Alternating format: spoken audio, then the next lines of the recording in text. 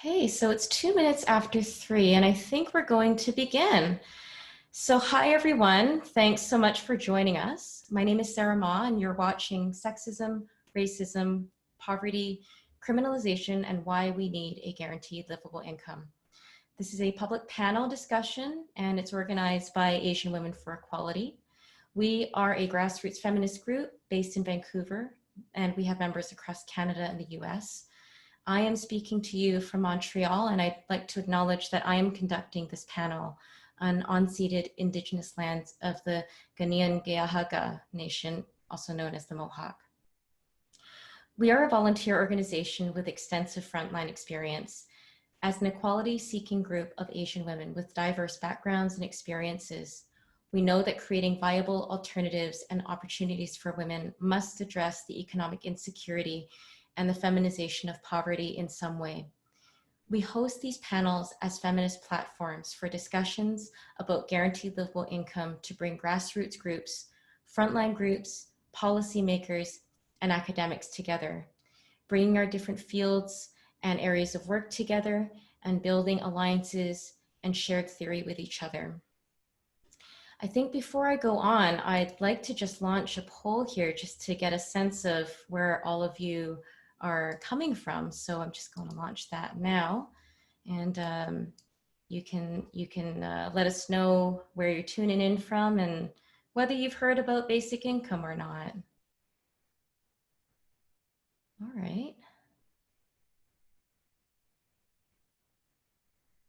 And I'll let that run for maybe another 30 seconds.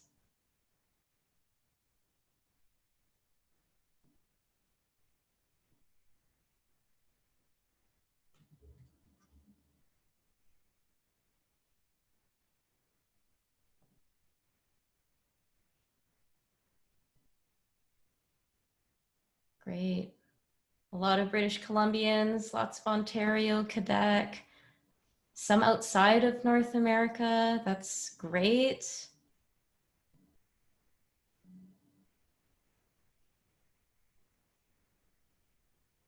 All right. Okay, so I would say most of us are somewhat familiar with basic income, and there's about 16% of us that aren't very familiar with basic income. So that's useful for us to know. All right.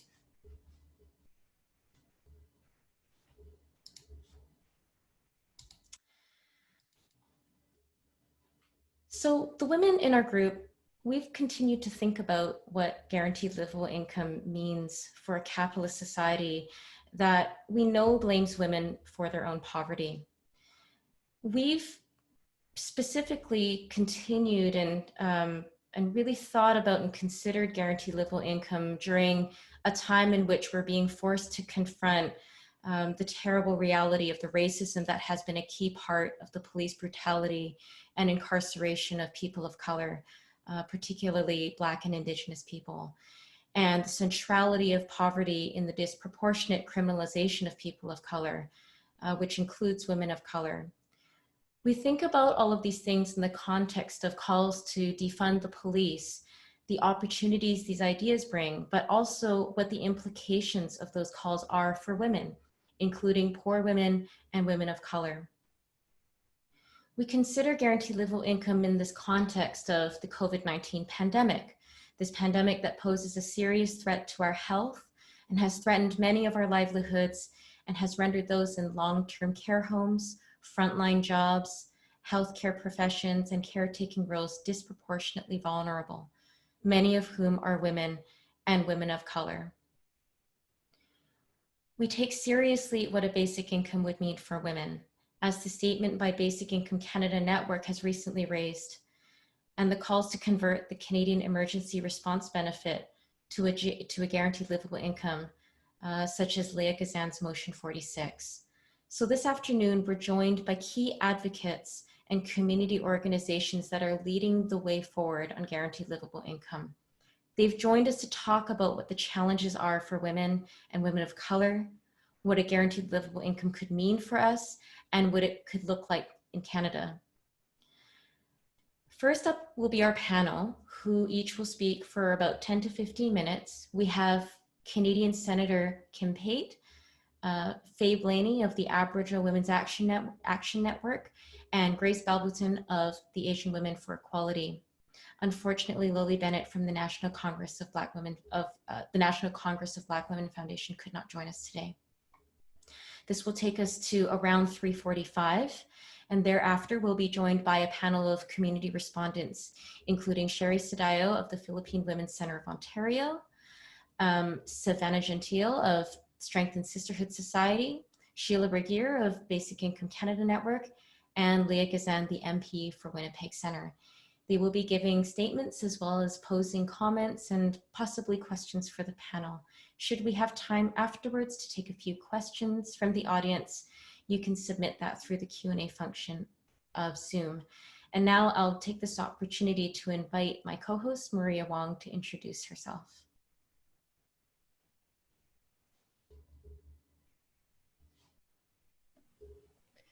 Hello, I'm Maria Wong, a member of Asian Women's Coalition for Equality.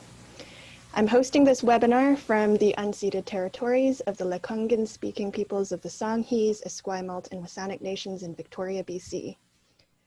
Sarah and I decided to create an event that responds to ongoing reports of death from poverty, sexism, racism, while in the middle of a pandemic.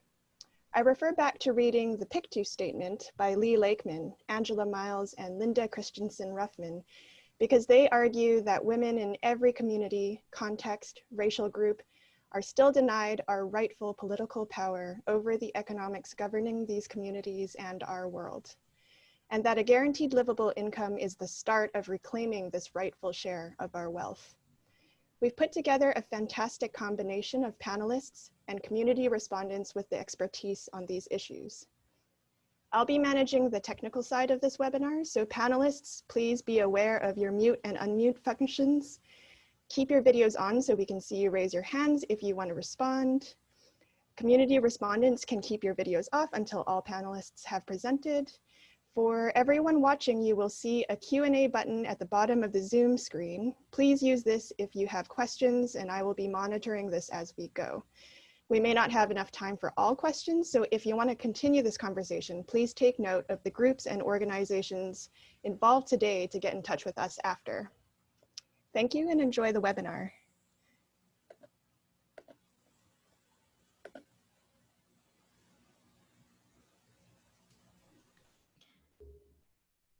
Great, so I think great, excellent. So I will be first introducing Senator Kim Pate. Senator Pate has spent 40 years working with and on behalf of women in prison, as well as incarcerated and institutionalized youth, women, and men. She served as the executive director of the Canadian Association of Elizabeth Fry Societies from 1992 until her appointment to Senate in 2016. For her work and research addressing the impacts of the legal and penal systems of Canada on women, Kim has been the recipient of numerous awards and distinctions and was appointed to the Order of Canada. Bringing her commitment to advancing the rights of incarcerated women with her to Senate, Kim has also prioritized guaranteed livable income. She has urged Senate to initiate inquiries into guaranteed livable income and has written a number of letters, statements, and opinion editorials promoting guaranteed livable income. It's my pleasure to welcome Senator Kim Pate. Thank you very much to both of you, and thank you to everybody who's joining us today. I come to you from the unceded, unsurrendered territory of the Algonquin Anishinaabe, otherwise known to many as Ottawa. One of the reasons that I was very interested I became interested when I was approached to look at the Senate as the next move in terms of my waged work was the fact that we had been working for many years on combining sexual, racial, gender, and economic inequality, and as well as discrimination on the basis of disability in the context of the number of women who are marginalized, victimized, criminalized, and institutionalized in this country, but also around the world. And so guaranteed livable income had been a fundamental component of our positions on many issues, particularly those around decriminalizing and decarcerating women. And so when when this opportunity came up, it was very much the key issue that I was interested in pursuing at the Senate. I had no idea that the pandemic that we're facing right now would unleash and expose the incredible inequality, not just of our healthcare system, but the racism, the focus on those who are most able-bodied, the focus on those who have the greatest resources as somehow having a more privileged position than those who we actually rely on, whether it's for the work their labor, as you mentioned, in everything from homes to delivery services to stores. The fact that we saw massive inequality exposed almost immediately. And we saw what the government said for years they could not do, done within a matter of weeks. And so many of us were interested. In fact, at the end of February, I launched an inquiry into the Senate into guaranteed livable income as a way to move us from where we had been or where we are in terms of the inequality to a more rights-based substantive equality approach to economic, health, social, and racial equality, as well as, of course, gender equality. And so one of the things we're promoting, and those of you who are interested in more details about what we're doing, I actually don't want to take away from the discussion we can have. Those of you who are interested in more, there is a perspective document that you can find linked to our bio page in the Senate. If you have any trouble accessing it, just email us. It's kpate@sen.parl.gc.ca or call us 613-995-9220, and we can send you more of the documents as well as some of the work we're doing. 50 senators early in this pandemic signed a letter to the Prime Minister. Many have also written to the new Minister of Finance. Many have participated in trying to encourage the government to take what it's done with CERB and learn from that and move towards a guaranteed livable income in Canada so that we can, and combine it with improving the social, economic, and health infrastructure that we need in order to have a comprehensive wellness approach within Canada, and to move away from the idea that a country's wealth is determined only by GDP, but looking at the level to which the well-being of all people in this country is indicative of how we're doing and how we should be moving forward. So I think I just want to stop there because there's much more, but I would blither on for the entire period, and I'm interested in hearing the rest. I'm really pleased that that so many folks have joined us, and that Leah Gazan as MP and has brought forward a motion that is also really mobilizing members of Parliament and others to take action in this regard. And of course, Sheila Regehr's work and your work as in terms of the incredible efforts. And finally, I'll just say that none of us does any of this alone, and I want to give credit where credit's due to the senators. Part of the reason I launched the inquiry in February was at that time, before we knew that all of this was going to happen with the pandemic, we were hoping that we would get the Senate to agree to do a special study on the economic realities facing Canadians, picking up on a report that was done by senators in 1971 called the Kroll Report, and the work that was continued by senators like former Senator Hugh Segal, former Senator Art Eggleton, and that we'd really move forward. The pandemic obviously has created an opportunity, many challenges, but also the opportunity to move on this much faster. So I want to thank all of you for the work you do, for the incredible efforts, and of course, if you haven't already subscribed to get Evelyn Forget's new book, it's due out, I understand, next month. Please do get it, because she actually takes the next step of the argument, as does the Basic Income Network, to why we could be and should be implementing something right away. So thank you again for inviting me, and I'm very much looking forward to the comments of everybody else.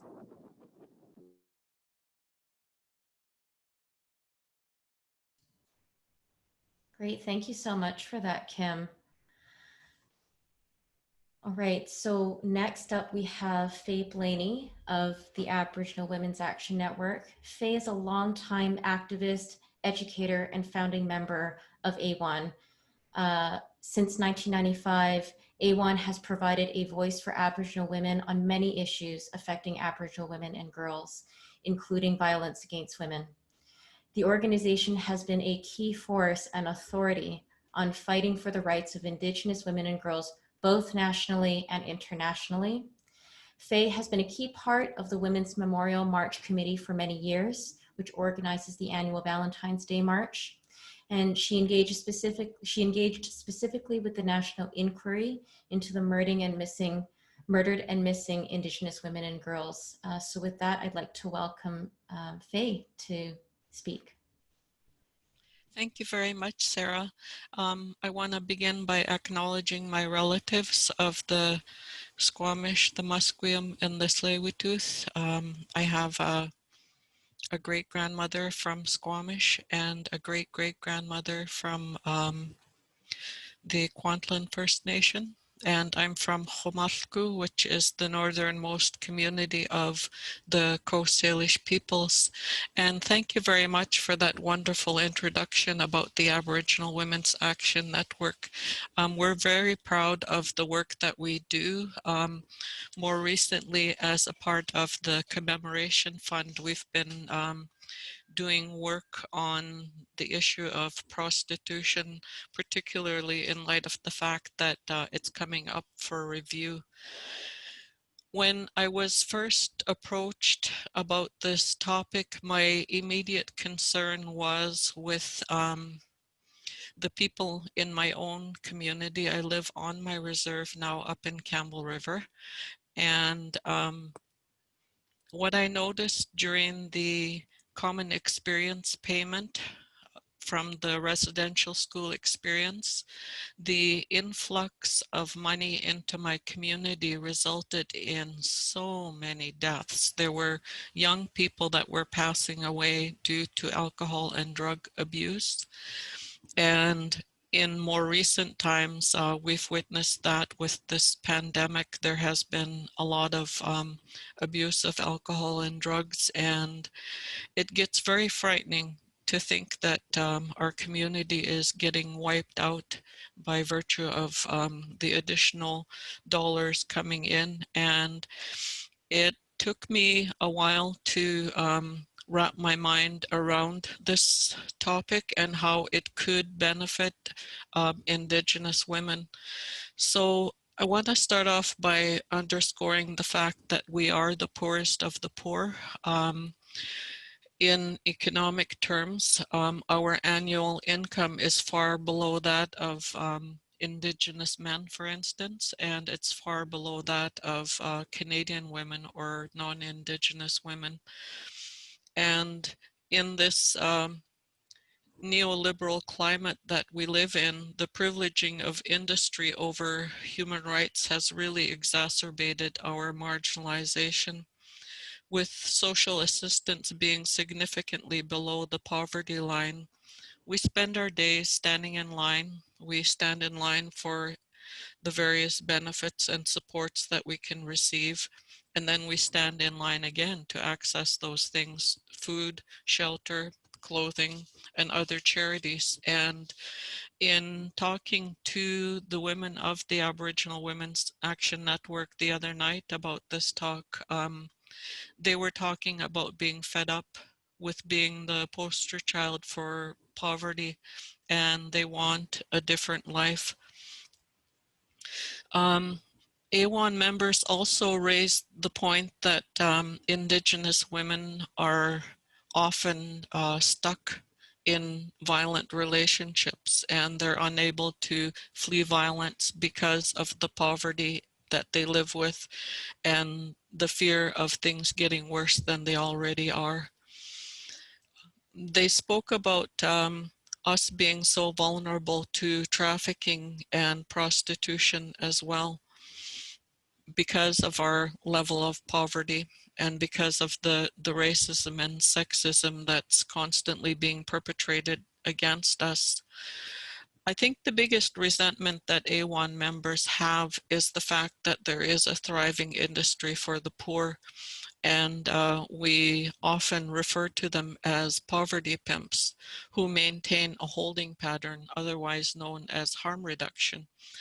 And they manage to keep a holding pattern of Indigenous women that are in prostitution, that are in addictions.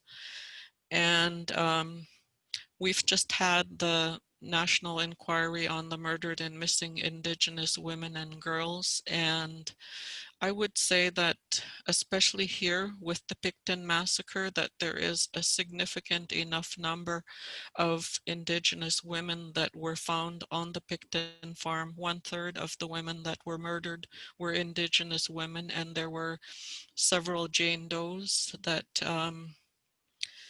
likely were Indigenous women. And today we have rampant rate of drug overdoses, and there have been like at least 5 from my reserve of young people that have died from drug overdose, with a funeral that just happened 2 weeks ago and another one that's happening now.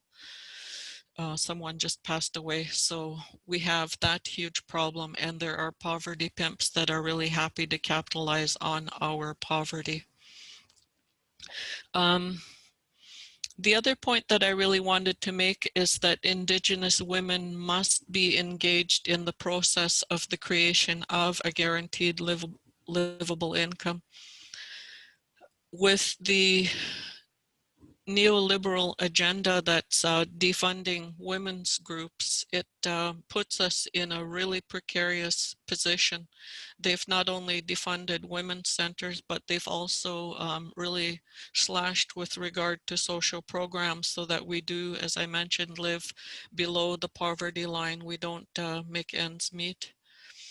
And we've taken huge strides backwards from the gains of the Royal Commission on the Status of Women with the cuts to the independent women's movement.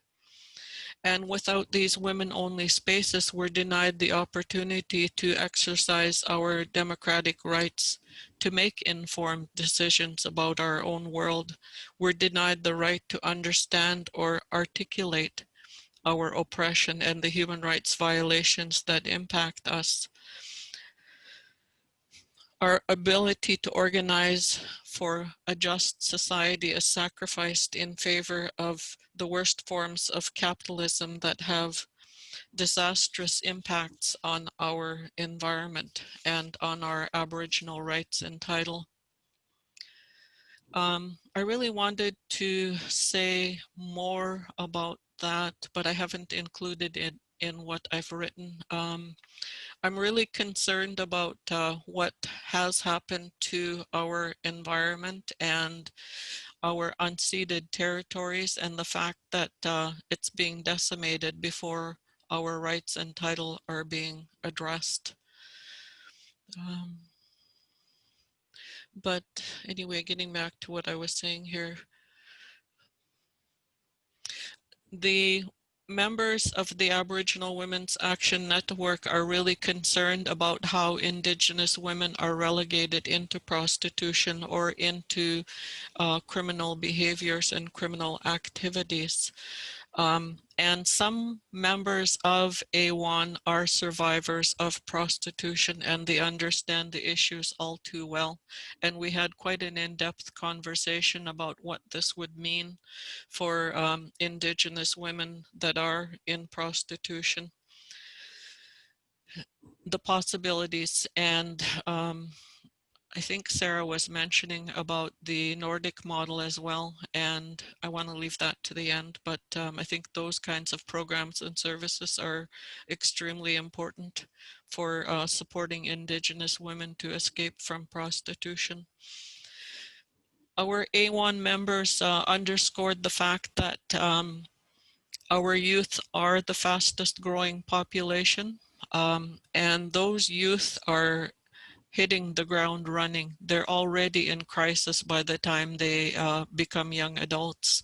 They are either aging out of the child welfare system, or they're coming from single mother families and already understand intimately a life of poverty. And they aren't given half a chance when they have to start their lives like that, living in poverty and constantly struggling. And the struggle prevents our effective participation in Canadian society when we're just struggling to survive. And these these children are denied, who become adults, they're denied access to a decent education. They're denied formal and informal education. I wanted to end off with talking about the Nordic model, and that's the point that so many of the A1 members kept pointing to. One of the women said that if we got GLI, that would barely be enough to get a woman through the first day or two of drug addiction. And so it would seriously need programs and services with regard to detox or women-only treatment facilities. Currently, the treatment facilities are very basic. It's strictly dealing with addiction and not really looking at the larger picture of colonization and all of the impacts of colonization. The addiction itself is a symptom, and so we're addressing the symptom. And the other issue that we have with the treatment facilities is that they're co-ed, and I went through those several years ago. And there was a man in the room who was a sexual offender. And I am a survivor of childhood and adult sexual violence. It was very difficult sitting in the same circle with that man who was trying to work through his issues and just constantly feeling re-victimized. We seriously need women-only treatment facilities. We need detox on demand, especially in isolated areas where people have to wait 2 or 3 months, and by then the opportunity has come and gone. Housing, I can't believe the seriousness of the housing crisis that wasn't a crisis some 20 or 30 years ago when A1 was first formed. There weren't a lot of our people that are homeless, but today our streets are filled with them, whether it's Vancouver, Victoria, Montreal, Toronto, wherever you go in this country, there are so many homeless people thanks to that neoliberal agenda that I'm speaking of. Healthcare, I think we struggle, and yeah, there's a lot of research on healthcare and how we're so severely impacted because of the poverty in our lives. We need childcare, and we need access to an education. We need access to exiting services for women that are trapped in prostitution, which we don't have any right now. There are some church-run services, but nothing run by us, for us. And I think I can't underscore my last point enough, that we really need autonomous Indigenous women's groups to organize ourselves, to understand our own oppression and our own experiences in this country, to be able to articulate it and to be able to effectively participate in the fabric of this society. We've been silenced for so long through the Indian Act that marginalized all Indigenous people, but we got an extra special treatment of being denied the right to vote, denied the right to citizenship, to place of residence. Those are things that Indigenous women have had to face, and now is the time for us to be able to have a voice in every conversations, but particularly this one. Thank you, all my relations.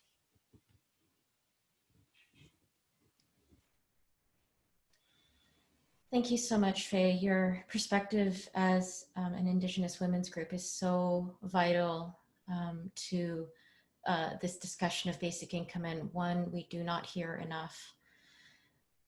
Next up, we have Grace Balbutin from the Asian Women for Equality.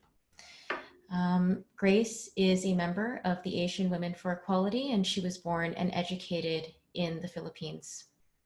She arrived in Canada as a permanent resident. She served as the director of BC's Provincial Seniors Abuse and Information Line, and she has extensive expertise on women's equality, seniors and immigrant rights, and has been a legal advocate for the rights of caregivers over many years. She is now the lead coordinator for our organization's program, which aims to assist and support women who have criminal records get record suspensions. So welcome, Grace. Thank you, Sarah. Good afternoon, everyone. Thank you for joining us. I am engaging and connecting with you from Vancouver. I acknowledge we are the unceded territories of the Musqueam, Squamish, and Tsleil-Waututh nations.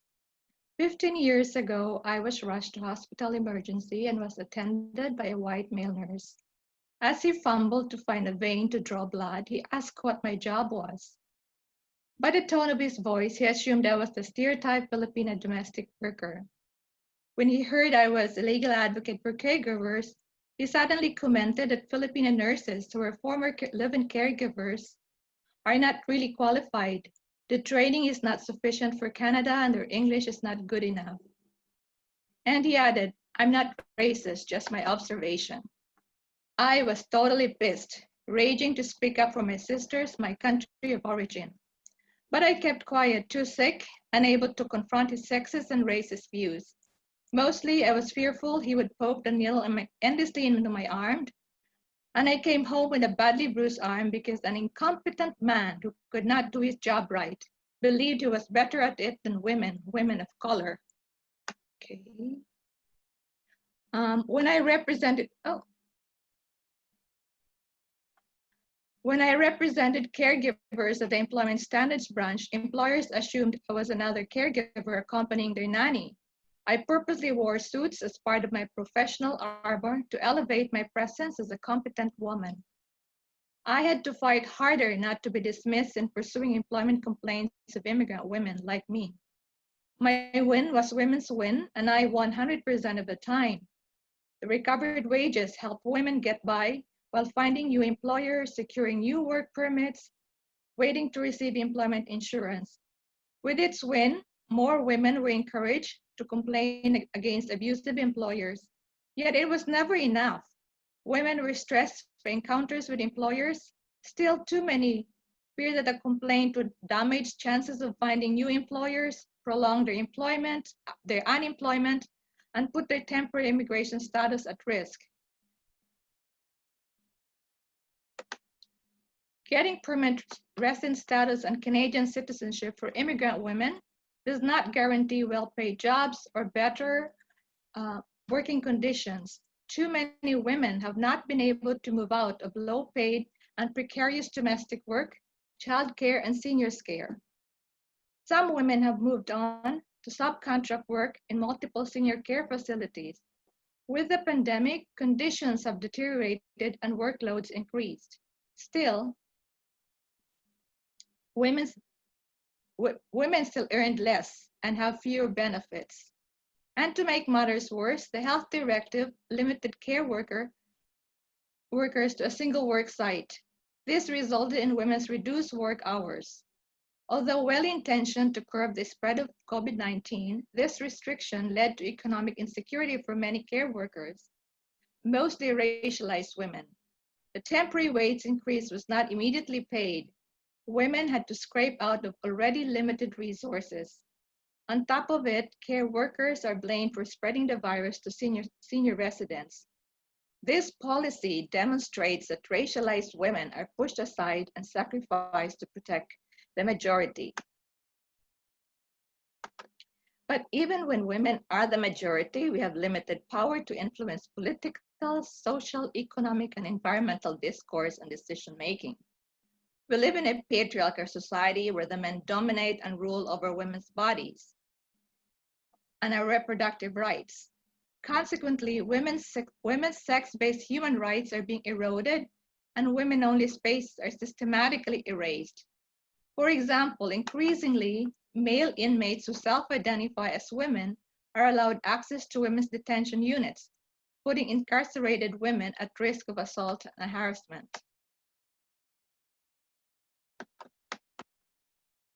It is vital to protect women-only spaces, as Faye said, so that women can group and strategize plans and outcomes that best fit our needs for a guaranteed livable income.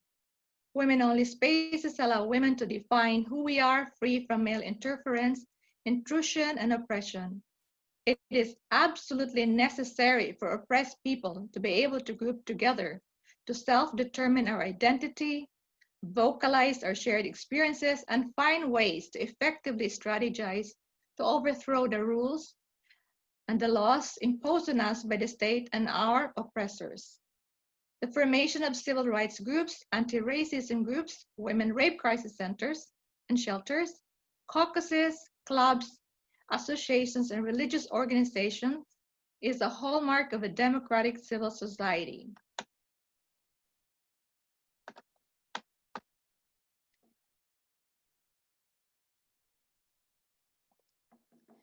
Canada is a rich democratic country. There is no excuse that too many women in Canada rely on food banks, live in unsafe housing, are homeless, exploited into prostitution. Indigenous, racialized, immigrant, and older women, women with disabilities, and single mothers and their children are struggling to get by financially in Canada. Women's situation in Canada is so dire to the extent that in 2016, the United Nations Committee on the Elimination of Discrimination Against Women examined Canada's record on women's rights, particularly on the continuing male violence against Indigenous and racialized women, discriminatory laws against Indigenous women, missing and murdered Aboriginal women and girls, and many more issues.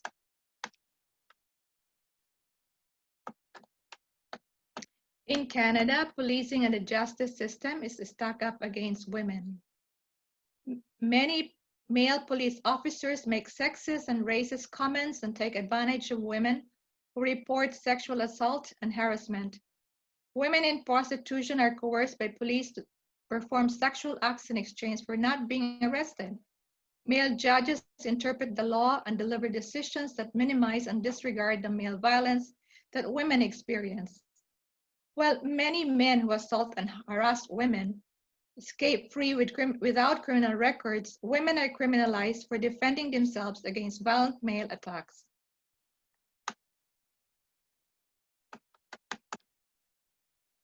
Women who are criminalized are never free of criminal records, even after the time has been served. Women should never have to serve time at all. Criminal records bar women from employment and volunteering, prevent entry into certain training programs, disadvantage women in getting custody and access of their children. It limits women's ability to secure rental housing. Bill C-36, the Protection of Communities and Exploited Persons Act, came into force in Canada in 2014. Recognizing that prostitution is inherently exploitative, causing harms to women, Bill C-36 criminalizes pimping, buying sex, and advertising to sell sex, but prostituted women are decriminalized. However, among its several flaws, Bill C-36 failed to decriminalize women who were convicted of prostitution prior to Bill C-36. Specifically, it failed to expunge the criminal records of women. As a result, women continue to be criminalized. The only option for women to set aside criminal records is to apply for the onerous and costly record suspension. Asian Women for Equality advocated in the Supreme Court of Canada to decriminalize women in prostitution. We have an ongoing project that provides support for women who have criminal records due to prostitution, poverty, assault, drugs, or theft. Our project also provides training to frontline workers to enhance coordinated supports for women who have criminal records. We demand that the government fully decriminalize women in prostitution, expunge women's criminal records, enforce the law against Johns, pimps, and those who exploit women. An expunged criminal record, along with a guaranteed livable income, education and skills training, continuing supports for mental health, addictions, and childcare, allows women to exit prostitution and heal women from the trauma of exploitation and oppression. You can contact us with regards to this project at awcep.project@gmail.com.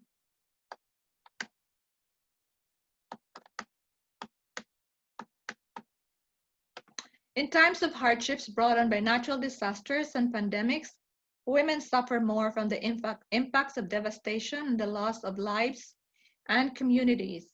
For example, when a powerful earthquake devastated Haiti in 2011, Oxfam aid workers abused women and girls. Women were forced into sex in exchange for aid supplies. It is essential that women have economic security so that they are not at risk of violence, are not likely to die during natural disasters. Economic security allows women to group together to get necessary health care, secure relief and compensation for losses, and have their voices included in rebuilding and reconstruction efforts.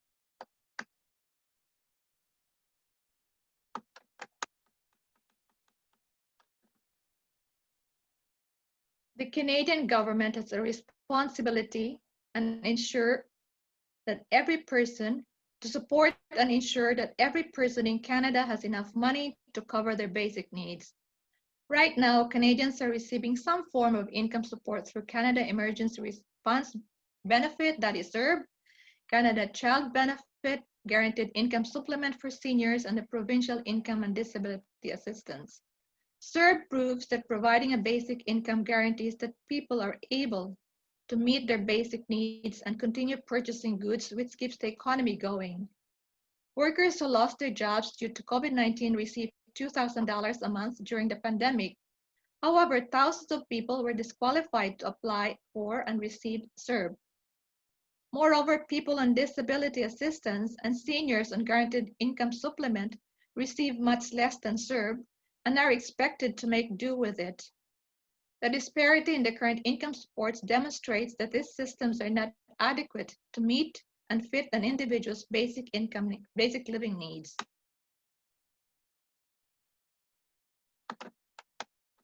Asian Women for Equality calls for and supports a long-term and sustainable guaranteed livable income that must ensure all women are included and protected from economic insecurity.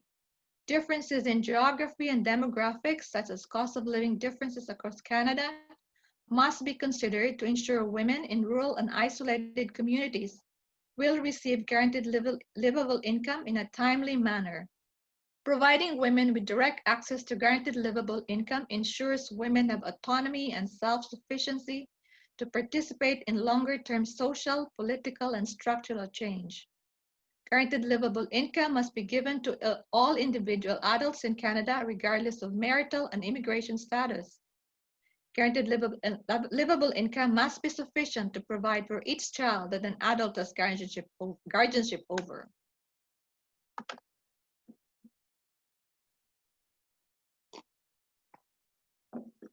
Guaranteed livable income must be available to refugees, immigrant women to married to sponsors, temporary foreign workers, those with no status, and those applying for immigration status while in Canada.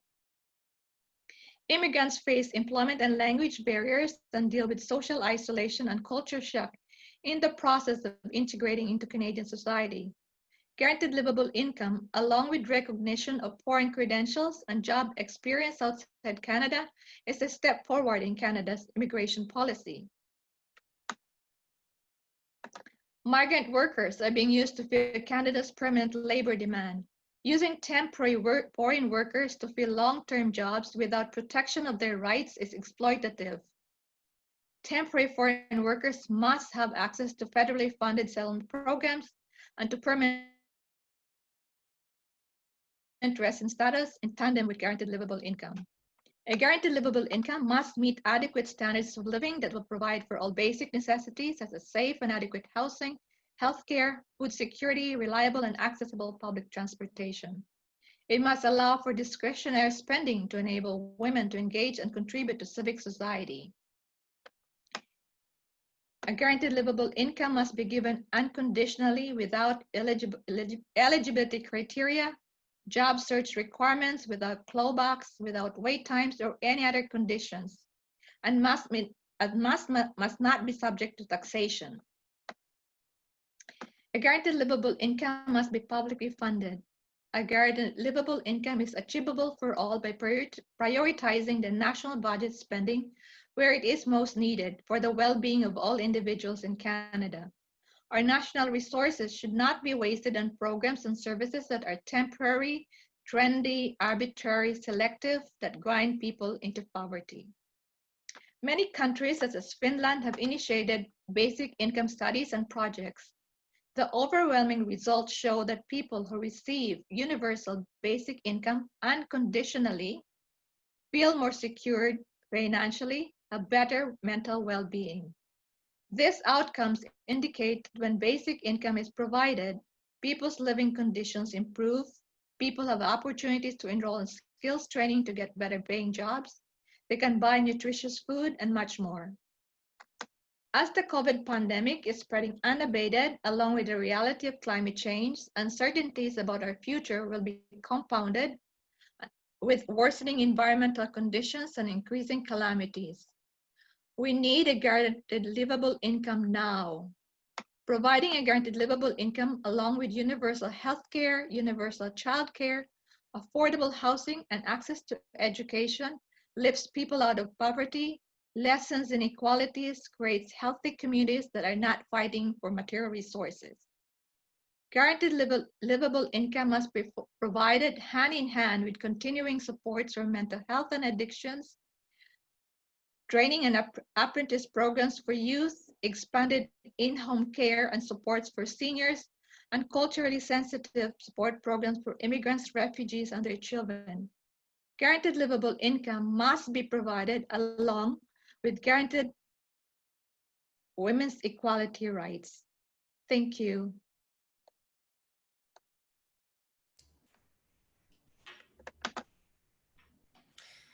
Thanks so much for that presentation, Grace, and to our panelists. We covered a lot of the conditions that women, Indigenous women and women of color face that aren't normally talked about amongst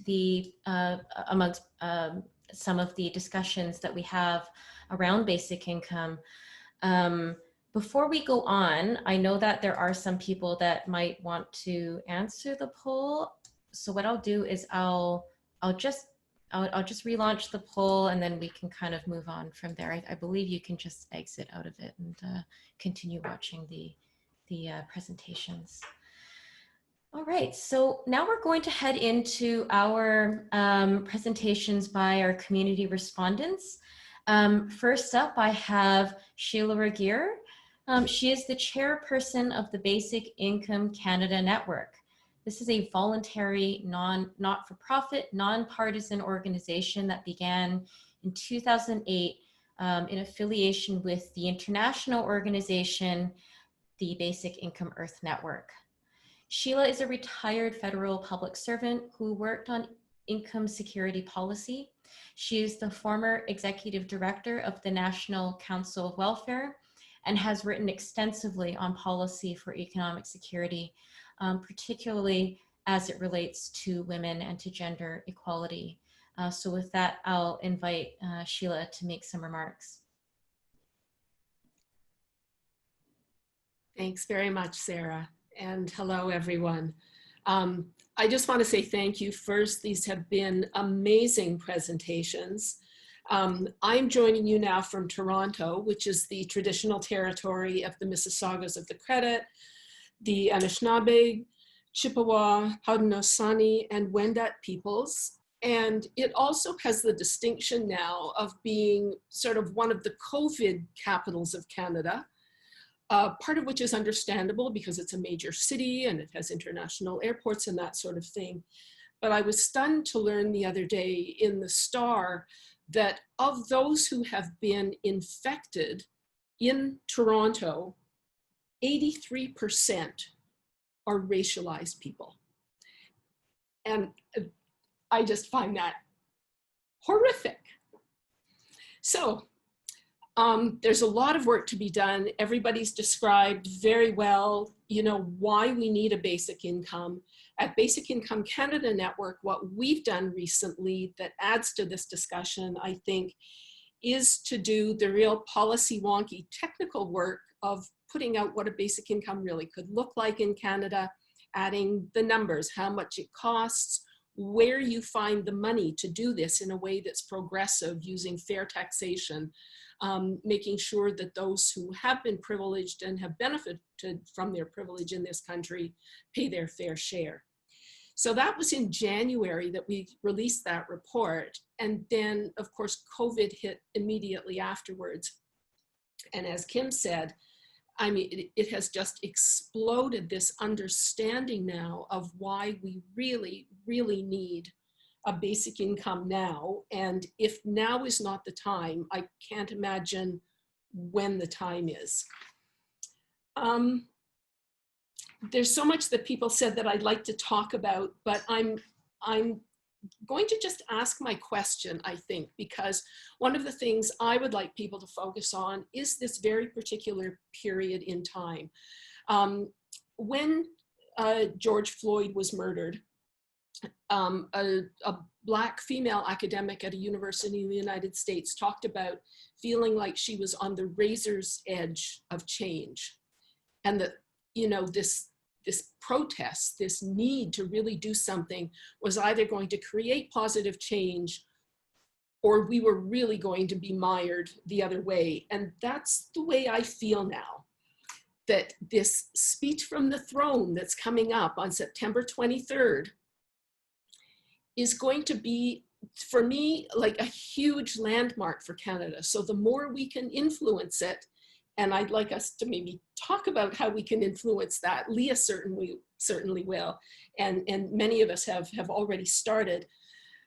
But we now have a finance minister who has written in ways that seem to indicate that she understands what's going on. We have representatives in the Senate and in the House of Commons who should, from their history and their backgrounds, be able to understand issues for women, for racialized populations. If this is not the time, when are we going to get it? And if we don't get it in this speech from the throne, I'm really worried about what else is going to go on, because the patterns that we've seen over the last little while are simply unsustainable for people, for women, for the planet. Thank you.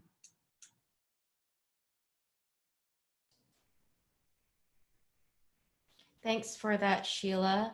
I'm going to, just because we've sort of structured the panel this way, I'm realizing right now that probably it would have been good just to bring everybody in all at once. I don't know if you can keep that question in your head, panelists, or everyone else, but maybe we'll take a quick go around at the panelists with the panelists and see if there are women, if Kim, Grace, or Faye have any thoughts about that. And then we'll move on to the next community respondents, and then we'll bring everybody in so that we can all kind of talk together. Hi, I agree. I think as Faye and Grace and others have shown, that there are so many interconnected issues. Guaranteed livable income is one facet of it. And as has already been discussed, it needs to have provincial, territorial buy-in, needs to have First Nations and other Indigenous leadership, particularly women's leadership involved. But I do think the time is now. And many of us are, as Sheila mentioned, are focused on, can we ensure this is part of what the government sets as its new agenda. Proroguing Parliament meant that things like, I mean, Grace mentioned records. Certainly the Black Caucus has raised the issue of mandatory minimum penalties. A number of you know that I had private bills on the order paper when Parliament was prorogued. I plan to introduce those again.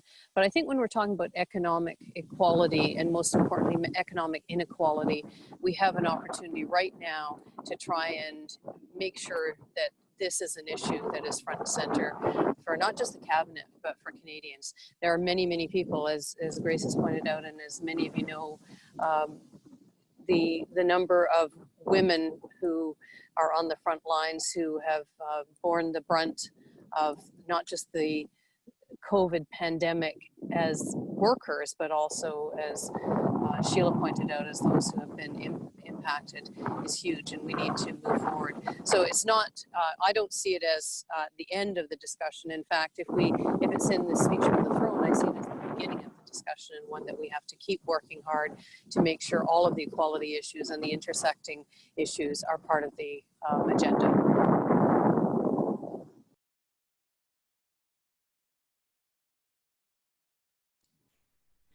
I see Grace. Yeah, I know.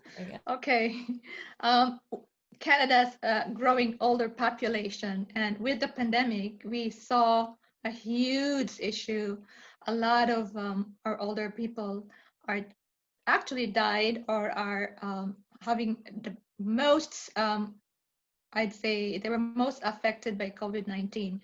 And the issue of how we manage or take care of older people is a huge issue. There's a huge imbalance about residential care facilities, home care, and people, how are they able to pay for this? It's a lot of the residential care facilities are actually not affordable. Some are subsidized. The subsidized ones are not fit to live in. And as I was the director of the Seniors Abuse and Information Line, I had a firsthand knowledge of all these things. And it's only in the pandemic that the issue of older adults have come into focus, but in normal times, they're not coming into focus. So we are not able to make an assessment of how we're going to deal with the growing population in Canada. And in British Columbia, we have the highest population, particularly in the island, of older people. And we're still having problems on how we're going to go ahead with that one. And I would really like to, in our conversations about guaranteed livable income, I would really like to include the voices of older women who are single. They're the among the older people in Canada. They're the ones who are poor. They're the ones who have become homeless. They're the ones who are not able to access healthcare, along with many other issues. So I'd really like to be able to include them as part of, and not be seen as not valuable anymore. As, they've contributed much to our society. So I think it's important to include their issues as well.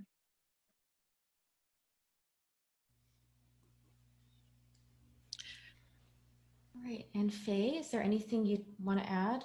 Yes, I do feel a sense of urgency to move forward. Here in the Lower Mainland, the impact has been much more in the area of drug overdoses rather than COVID-19. And there's just, the death rate is overwhelming. And so I feel the urgency to move forward. Having said that, we are the victim of this neoliberal agenda. A1 is a volunteer group. Our big issue right now is the proposed review of the Protection of Communities and Exploited Persons Act. So I would really love to do a lot more work on this, but this is what we're working on currently.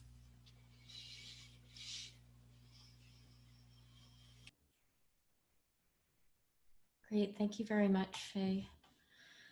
All right, I'm going to introduce our next community respondent, Leah Gazan. So Leah is the Member of Parliament for Winnipeg Centre. She is an educator by trade and has spent her life working for human rights of the local, national, and international stage. Leah is the NDP critic for children, families, and social development, and recently introduced Motion 46, which I'm sure many of us have heard about, which aims to convert the Canada Emergency Response Benefit into a permanent guaranteed livable basic income. MP Gazan is a member of Wood Mountain Lakota Nation located in Saskatchewan Treaty 4 territory. Welcome, Leah.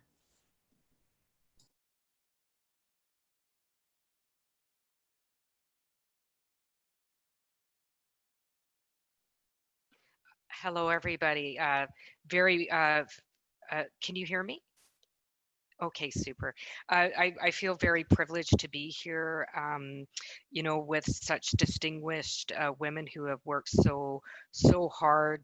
Kim Pate, Sheila, Faye, Grace, you know, Sarah, Maria for organizing this. I am very grateful to be here today.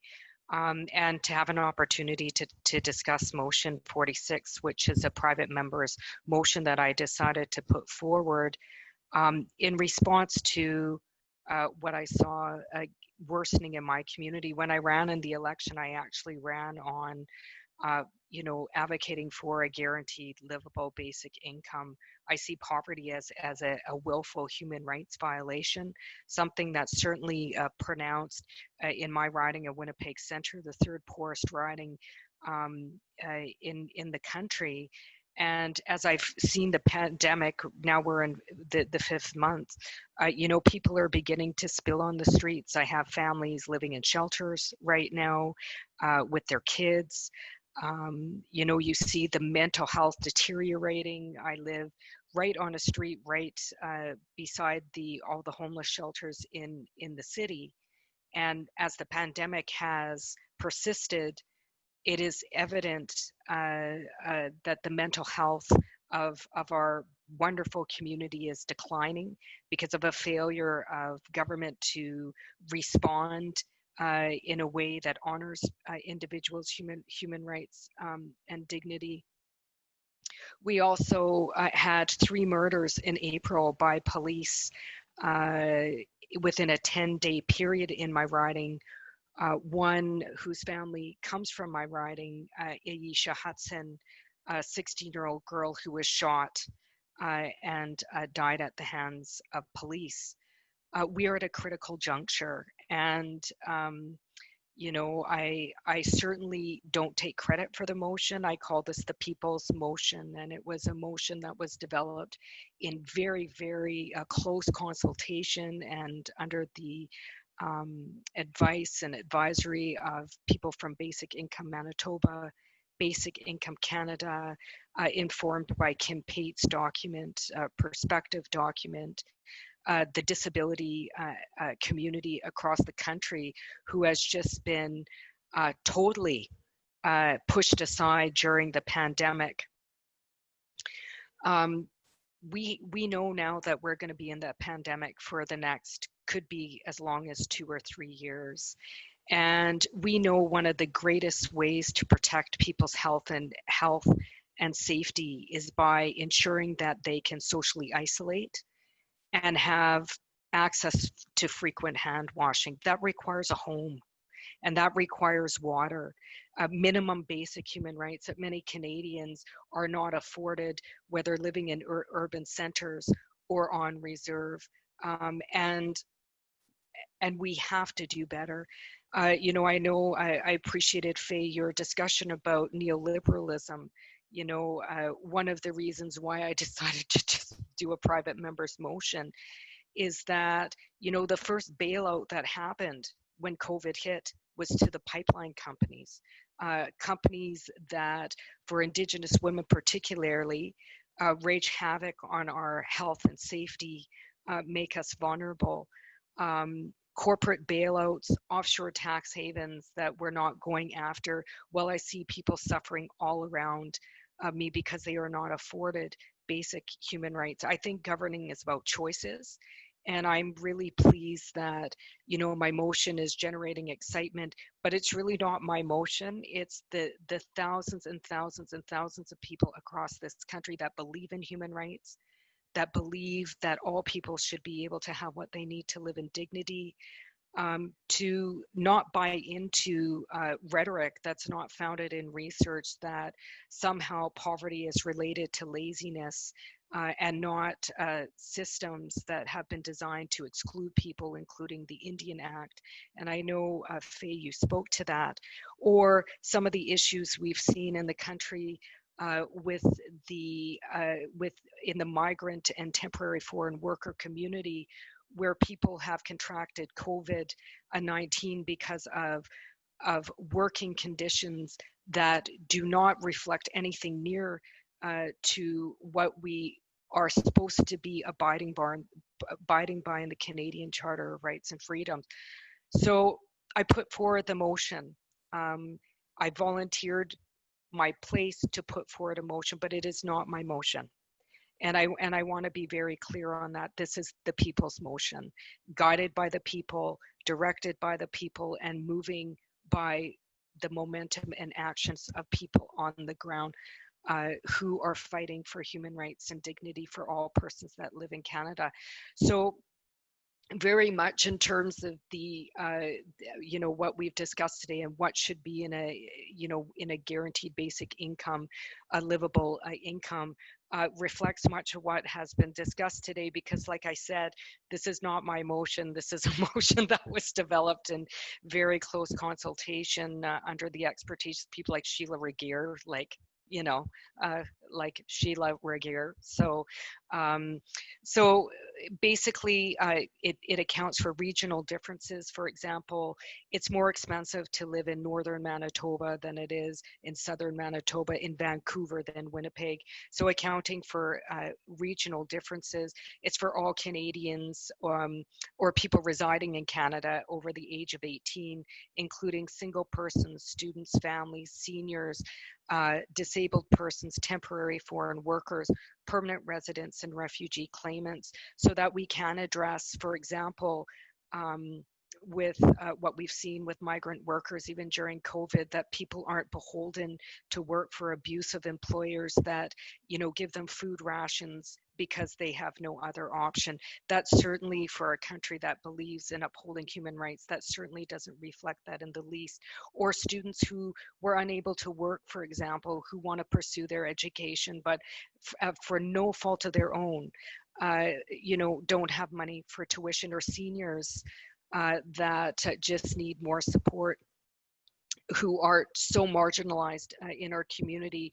And certainly I don't, when we talk about things like picking yourself up from your bootstraps and getting to work and earning your own dollars, I certainly don't condone forcing people in their 80s having to work so that they can eat and have shelter. Certainly we need to treat our elders better in the world.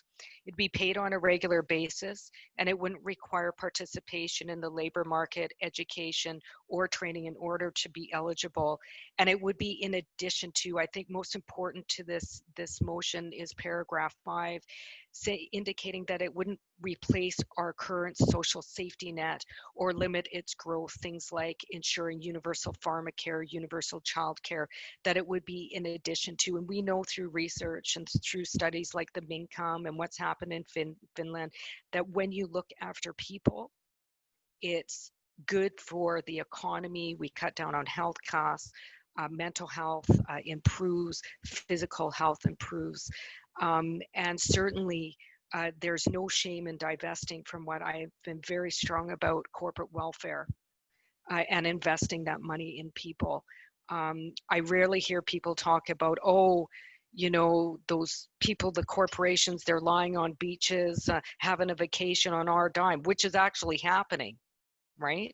So I'm saying, let's divest from corporate welfare. Let's invest in human rights. And it is part of one of the calls to justice that came out of the National Inquiry into Murdered and Missing Indigenous Women and Girls. And as an Indigenous woman who's grown up in the prairies, you know, it's time that we ensure that all persons, Indigenous women, all the persons mentioned, are afforded or basic human rights in this country. So I'm looking forward to working with everybody. You can sign the petition. I'm going to do a plug at leahgazan.ca/basic income motion. That's leahgazan.ca/basic income motion. Write your MPs, write your senators, let everybody you know about what's going on.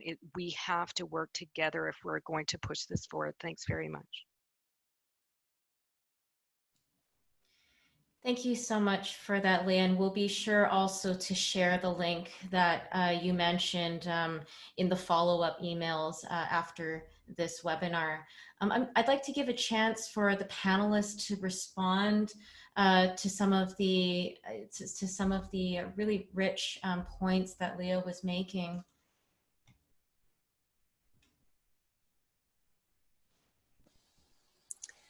Hi, it's Kim here. So, and I apologize, I just got the battery warning. So if I suddenly blink out, it's not because I'm not interested. I'll actually go and try and find the recording. You know, people have covered so much, but I think the final thing is, if you're dealing with folks who are still arguing, no, this will create communities of layabouts, no, this is not affordable, please do look at the Basic Income Network's material. Please look at Evelyn Forget's new book. Please look at the information that's being developed, because, and including our perspectives document, as Leah's pointed out and we've mentioned, because this is something, Canada's a rich country, we can afford this, we need to do it, and we need to do it now. And that's all I really wanted to say. And I look forward to continuing to work with all of you. And thank you to each and every one of you for all the amazing work you do, and the way that that has contributed to not just this discussion today, but the analysis that we all are incorporating and trying to implement as we work together. Thank you again. And thank you for coming to this session. Thanks so much, Kim. Hope we don't lose you, though. Faye or Grace, do you have anything to say, or? I just want to thank Leah for her comments. I really love her first quote, poverty is a willful human rights violation. And her comments about the deaths at the hands of the police, and the young woman in New Brunswick that was killed by the police. The National Inquiry attempted to address some of those issues with police brutality, and it does not seem to be stopping. So I'm really pleased that you raised that point. And the thing about the bailout for the pipeline, that's another, you know, Sheila was talking about being on the razor's edge, and that's a big fear of mine, is that in the throne speech, I'm just really worried that they're going to bail out a bunch of other corporations as well. I understand small business and the importance of small business in our country, but the large corporations, that's my big fear. So I'm glad you raised that point as well. And very nice to meet you. I'd love to meet you in person.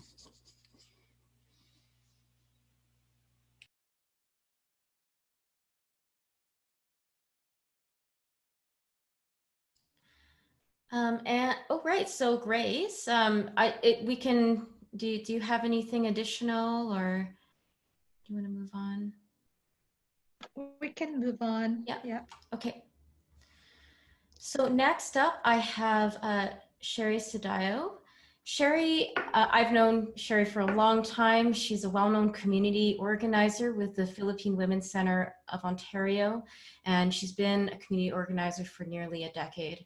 The PWC Ontario is a volunteer-run, community-based organization for the advancement of Filipino women in Canada through research, capacity building, arts, and culture.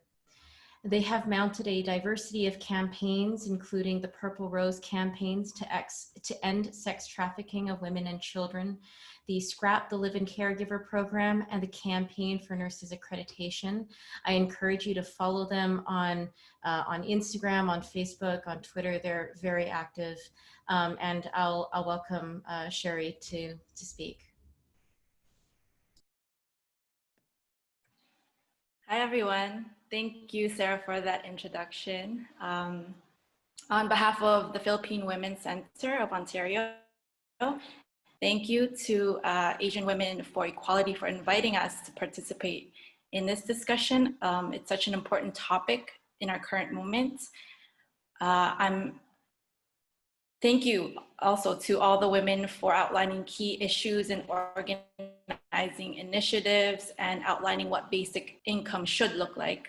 Thank you to Faye Blaney for putting to context and centralizing our struggle in relation to the Indigenous community, the Indigenous youth, and Indigenous women's current situation. These are crucial for us activists and organizers in being able to move forward towards genuine social transformation in this country.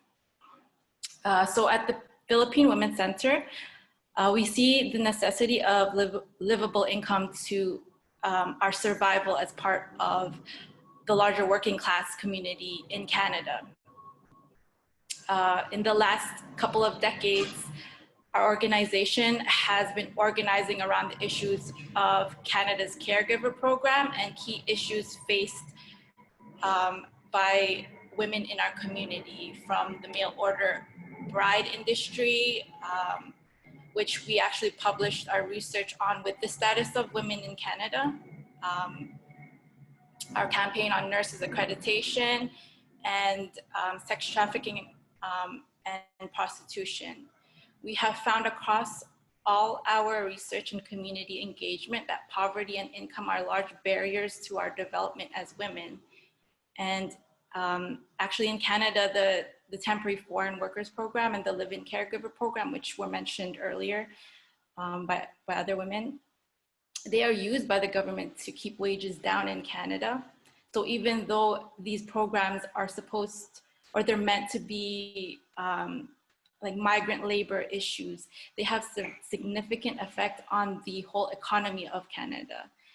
And these are programs that are very divisive, and we question the existence of these programs, as the labor being recruited is very much needed in Canada. So whether it's in agriculture or in childcare or elderly care, these are crucial areas of work shortage in Canada, and these are also the most exploited and underpaid in Canada. And right now during COVID, as mentioned, very much impacted by the pandemic. So these economic barriers that continue to marginalize and prevent women, racialized communities from participating in civic and social society are significant. From our perspective, livable wages, they're important. They're an important step in dealing with economic barriers. And we are also critical that under the current system of capitalism, the debate of who gets to determine livable wages will be highly contested. The current profit-driven market neoliberal economy is very much dictating a lot of our priorities. We can see that through the pandemic right now. Who gets to reopen first? Who gets to receive relief funds? And as mentioned, one of the first industries that benefited from government funding was the pipeline industry. This is gonna be our biggest contender to obtaining and determining livable wages. And as we know, important policies and legislations in this country are often researched and debated to death until they are morphed into something vague that it was meant to be. So with the Philippine Women's Center, we organized to address women's equality, women's exploitation, and women's oppression. Our perspective being as working class Filipino women, we have historically come here to settle in Canada to make a home, but we are also aware that under the colonial white settler state of Canada, we are fundamentally denied genuine settlement and participation in this society, based not only on economic barrier, but racist policies that keep migrant workers, or what we term transnational workers, from the global south, were kept precarious and temporary. So we hold the position that we have to be firm in pushing, as Leah Gazan said in her comment, the people's policy, or it's the people's determination of guaranteed livable income that we have to push forward. And we also have to combat systemic racism, advance women's equality and liberation, and end legislated poverty, but also under a new vision of our society. So while we fight within the system, we are also putting a lot of our energy towards envisioning and preparing for alternatives. Many policies and ideas that probably go far beyond what this current economic model can provide us. I'll leave it at that. Thank you.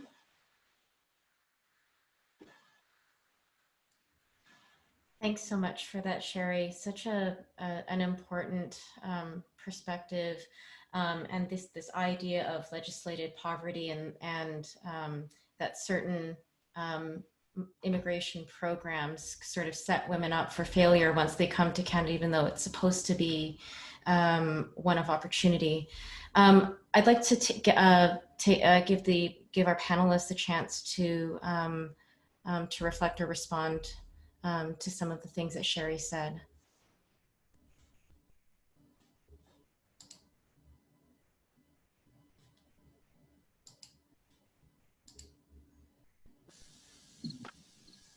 I think we've got Grace. Okay. Thank you, Charie, for sharing those thoughts and expanding more on it. So again, the notion of temporary workers working permanent jobs in Canada needs to be changed, and there should be opportunities for people to come as landed status working in situations where they're able to pursue conditions that are improved conditions of their lives. Because right now, it seems like our system is making immigration policy that encourages people to come as temporary workers. More and more, it's become that policy. It's veering away from landed status for people to come in. So I think a guaranteed in terms of guaranteed livable income, it's useful to think of ways that would support a system where people can come in as landed status. There are jobs that they are able to work in without necessarily having to go to school and re-educate themselves. Again, what I mentioned, the fact that credentials, foreign credentials, is important, because without those foreign credentials, a lot of immigrants, and I would say most immigrants, 100% of immigrants, are not able to work. Like, you have engineers from India driving taxis, you have nurses working caregivers. So it's important to change those systems, because what's happening is that it's tied to legislative poverty. That's what it is about. Our immigration policy is sort of legislating poverty for immigrants.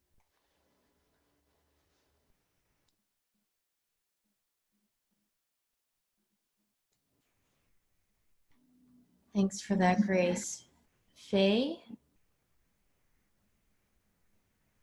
I'm not sure. Yeah. Is it on? Yes. Oh, unmute myself. Okay. Well, I just want to say thank you for your comments. Grace and I were talking about the common struggle of Indigenous youth and youth that are coming in from other countries, and the struggles that they face as youth. And I think there's room for common ground there. So thank you for your comments.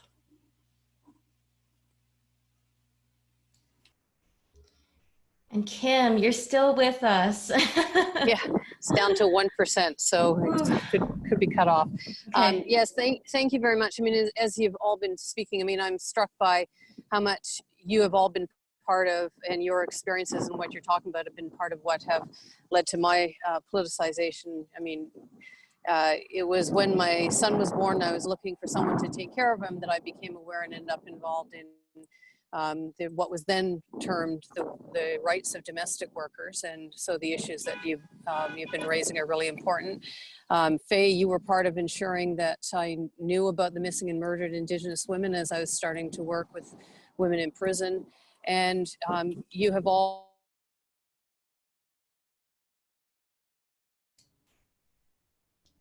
Shoot.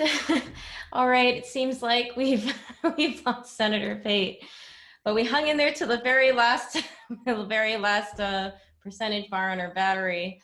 All right, well, what we'll do then is, just in an effort to kind of open it up as quickly as possible, we're going to move on to Savannah Gentile. Savannah is a member of the Strength in Sisterhood Society. She's a licensed lawyer. She's a professor at the University of Ottawa. She teaches prison law. And she was the former director of advocacy and legal issues with the Canadian Association of Elizabeth Fry Societies. SIS is a group of women who have survived prison, working collaboratively with allies to end imprisonment for women. And they work against all forms of violence against women, including the state-inflicted violence of the carceral system. So welcome, Savannah, and thank you for joining us. Thanks. Thank you so much for having me. I'm sorry, I'm getting notices that my internet connection is unstable, so I hope you can all hear me all right. I want to start first, of course, by acknowledging that I'm coming to you from the unceded and unsurrendered territory of the Algonquin Anishinaabe Nation, and also that I was not supposed to be here today.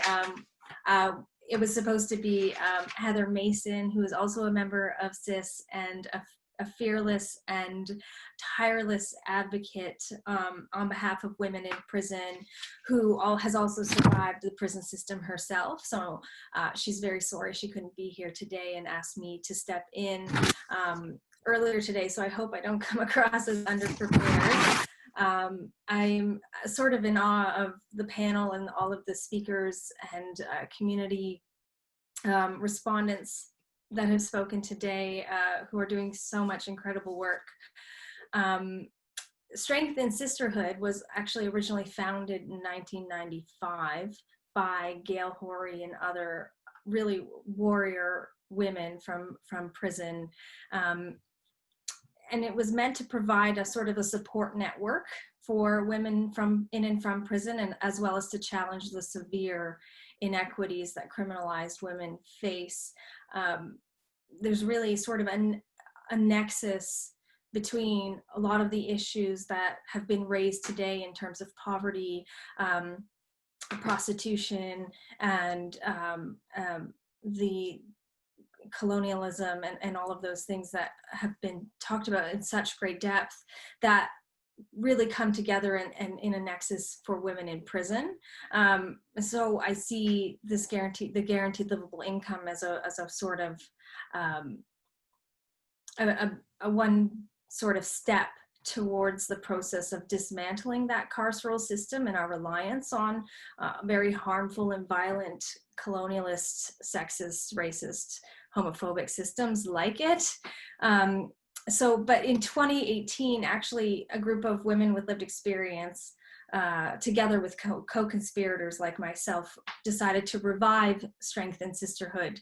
And it was mostly in response to a court case challenging the use of segregation in prisons that the government was appealing. They've since dropped that appeal, unfortunately, to sort of prevent or to stay away from some of the oversight that might have come about as a result of that court case. And so we've switched focus, and since COVID has hit, and that's obviously put a great deal of strain on women that we work with and on behalf, particularly in who are still in prison, but even women who are in community.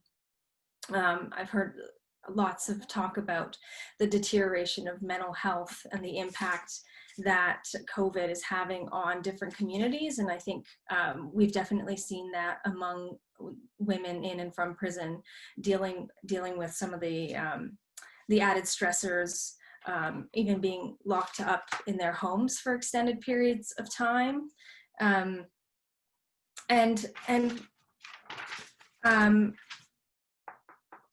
So, I mean, because there's such this nexus, I'm just sort of struggling with where to go in terms of the question. But I mean, women in prison face endless barriers trying to integrate back into communities that they really weren't integrated in to begin with prior to imprisonment.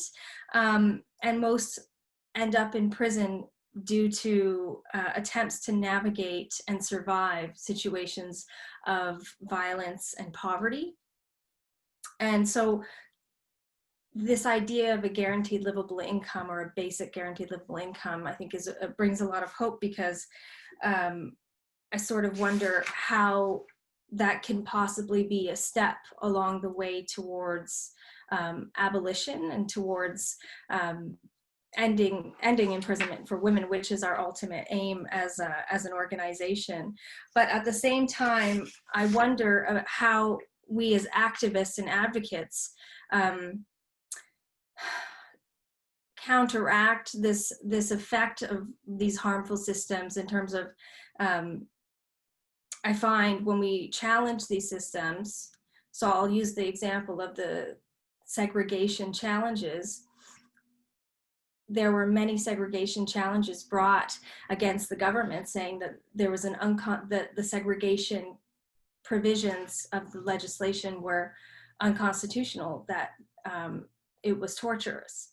And since the government has introduced a new bill, Bill C-83, which entirely abolishes segregation, really replacing it with something called the structured intervention units, which they said would have oversight. And now we're seeing that these oversight committees aren't actually provided with the resources that they need to do their jobs effectively.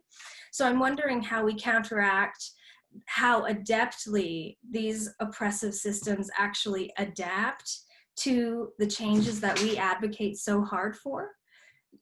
How do we prevent it from getting into their hands, and the sort of ways that they absorb these changes and spit them out in their own image, so to speak? And I'm also alongside that wondering how we ensure that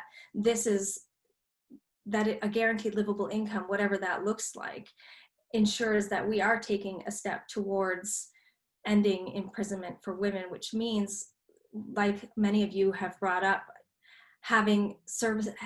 bringing that guaranteed livable income hand in hand with other in-community services and supports particularly for women and women from prison, that are going to actually address some of the issues like addictions, like abuse from men and the like, that actually lead to women being criminalized in the first place. So I'll leave it there. And thank you again. Thanks so much for having Strength and Sisterhood on.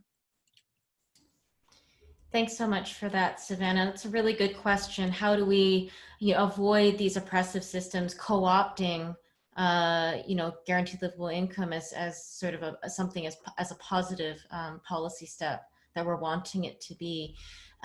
Faye or Grace, do you have thoughts about that question? Oh, there's so much that she said there, and I don't know how to approach it. It's so huge. But the final question, Savannah, about what to do once women come out. In our A1 meeting, the women were, they work in shelters and in transition houses and in counseling, all different helping professions, I guess. And they really want to heal. They want a place to go to heal. They want to do their healing work. They want to do their political work. They want to advance their education. And I think we're on the same page with regard to that. And I talk quite a bit about addictions as well, and the importance of doing something differently. What exists is not working. Harm reduction definitely doesn't work when it's the only way. And the co-ed treatment facilities isn't working, and the long wait list for detox isn't working. So those are all the same things that we would be pushing for in the Aboriginal Women's Action Network. But I can see GLI preventing women from having to go to prison in the first place. When the needs are so great that people are doing everything they can to survive, that's setting us up to land in those places, whether it is in prison or in prostitution, or if it's becoming one of the murdered women across this country.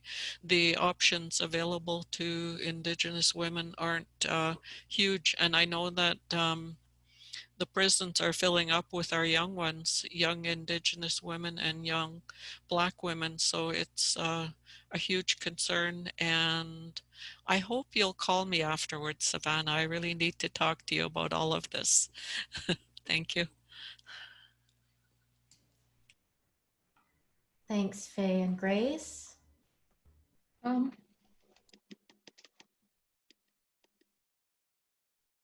Hi. I do agree with Savannah and Faye. Women are incarcerated due to poverty. That's the basic issue.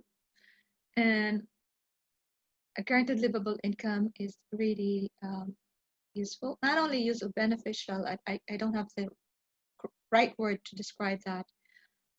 A lot of women do get into prison because prostitution, theft, drug addictions and stuff. And so again, preventing from going there and also from exiting or leaving prison. So I want to go back to our project. Right now, as I mentioned, women are criminalized forever, even if they've served a time. So the barriers that are imposed on women are tremendous. That again, they go back to probably going to prostitution again, doing all those criminal activities like Faye was saying. So in terms of the Bill C-36, we're really wanting to decriminalize women, expunge their records. We really want that to happen. And one of the things we can do is call on our government, our MPs, to make some changes to, I know Kim Pate has done some, Kim has done the sort of a recommendation or a bill, on changes to the record suspension, but I think it is useful, but at the same time, it can also be, it's just not affordable for women. There has to be some changes. And again, when they're out of prison, it's important to have all the systems in place, like mental health issues, mental health supports, addiction supports, and even childcare, and educational opportunities for training. So those are important things that we need to consider when we're trying to figure out how the GLI is going to be effective in terms of women's equality, how it can help them not go into prison, and help them, for women who are already in prison, how it's going to be delivered in a way that will help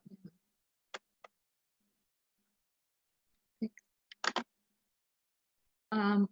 It's a huge, big issue, and it's going to be, it needs a lot of women's input. So again, as I say, it's participation of women in policy determination and in decision making. As Faye was saying, we are excluded from all these things. It's just the men who are doing it. In prison, it's all the women all the men who are making the policy.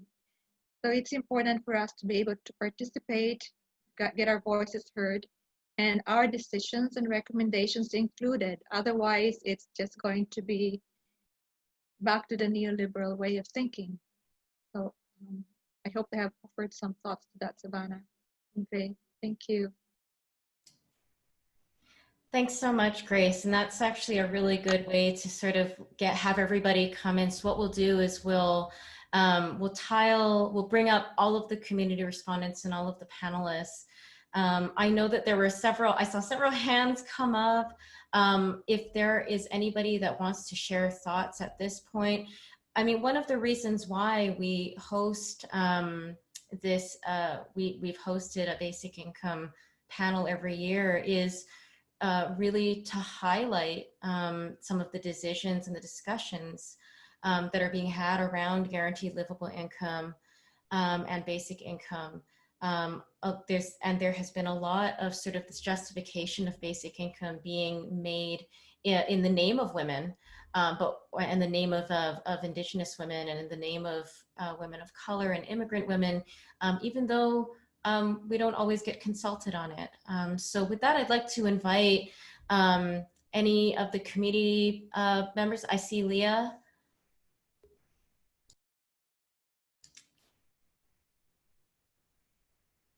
And yeah, Leah, go ahead. Thank you very much. I do have to run to another guaranteed income panel, just to let you know, but I just wanted to thank everybody here, but I just wanted to talk about choice.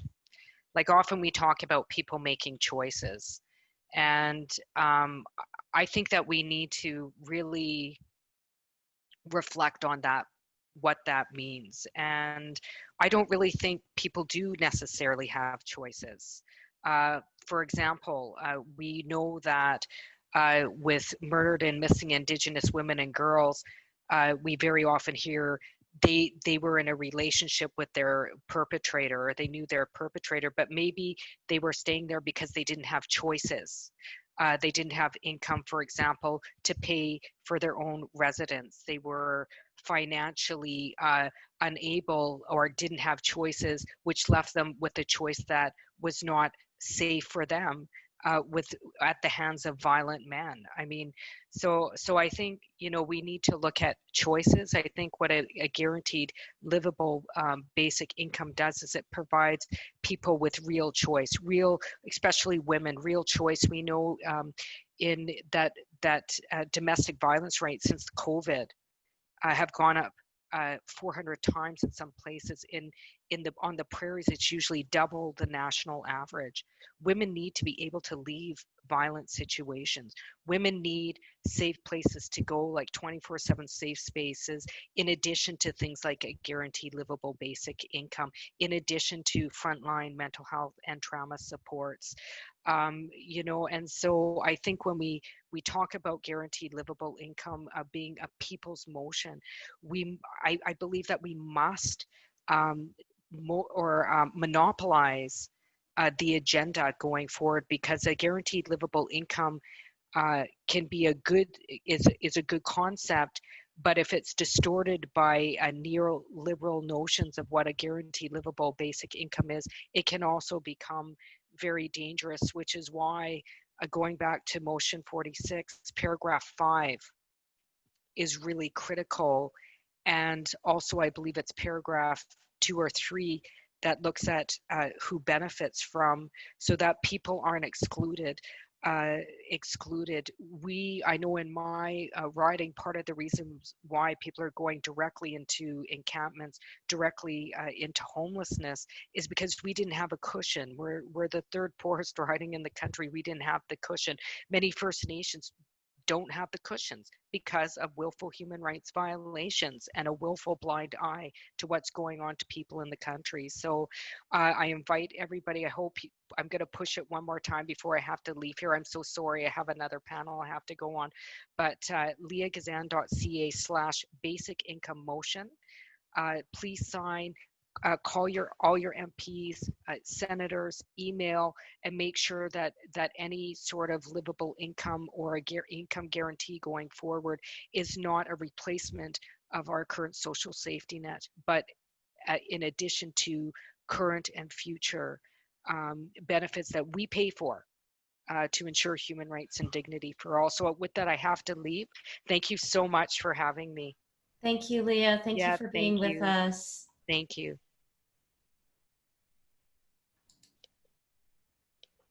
I also saw your hand go up, Sheila, several times.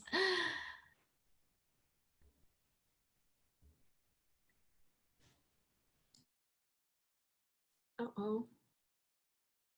We can hear you. Okay, there we go. There were things on the screen. Yeah, I find so many connections with different things that people are talking about that I just get really excited. And I think like one of the clearest things is one that there were two things that really stand out for me. One is what Faye talked about initially, which is the whole business of the poverty and misery industry.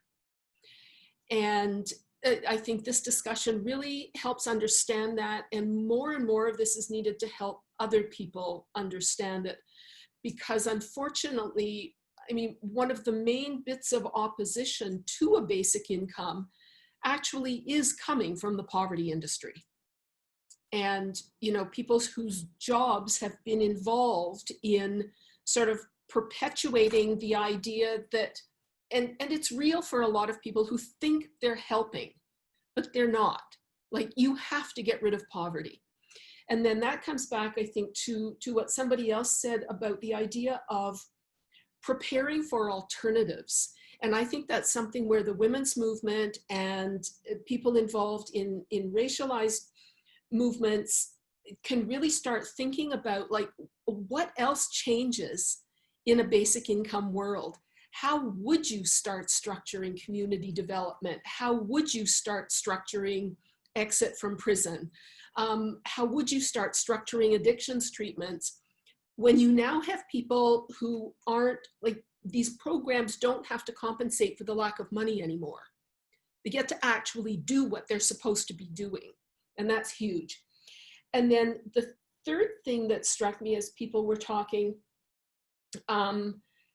again, what everybody said just goes back again to this whole notion of deserving and undeserving. And this is the problem with where the government is going. It's the problem with where the opposition parties, I'm afraid, are still going.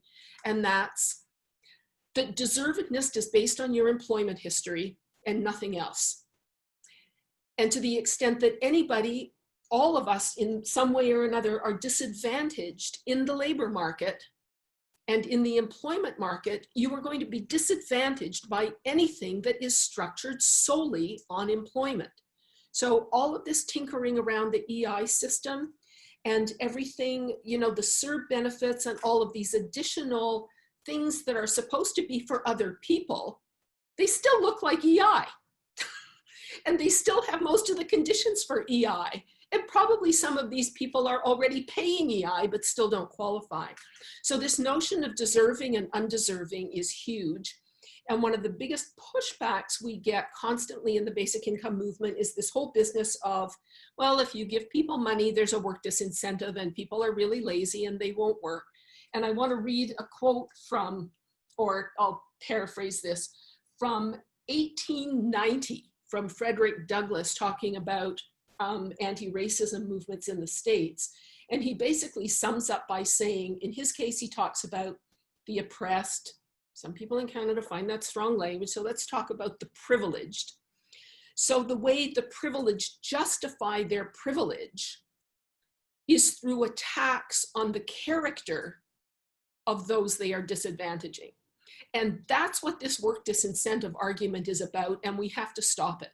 It is simply discriminatory, and you have to just, and Kim does this really well, Leah does this really well, you just have to shut people down.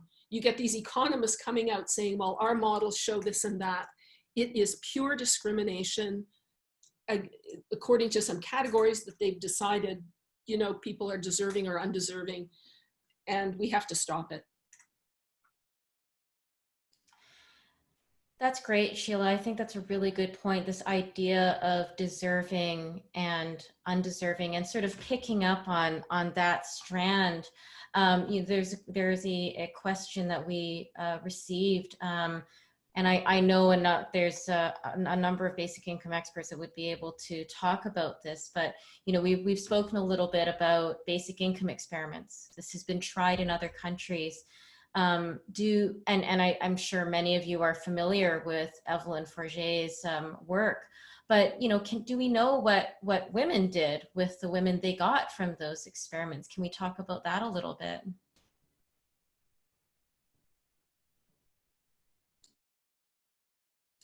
Is that for me? Anybody can answer. I have one quick answer. The best study on this comes out of India. And it's done by Sareth Devala, Guy Standing, and others. There's a book called Basic Income Transformational Policy or something for India. It was a really large study, and what it showed, I mean, it specifically looked at the empowerment of women and people with disabilities.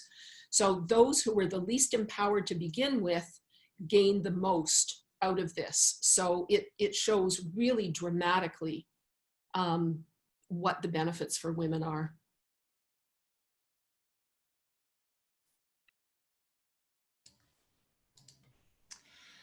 Now we have kind of a picking up on sort of the different groups that basic income would benefit, but we had a comment come in from the audience, and they said that women are also disproportionately overrepresented among populations managing complex chronic illnesses.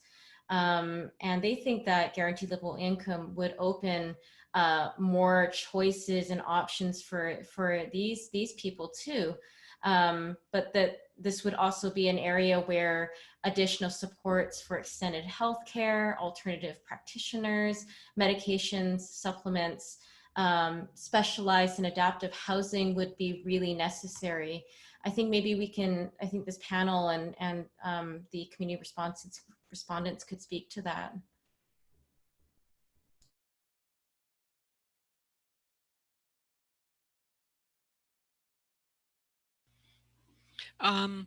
During the national inquiry, there was an awful lot of attention that was paid to health and its impact and on Indigenous women, and it seems like the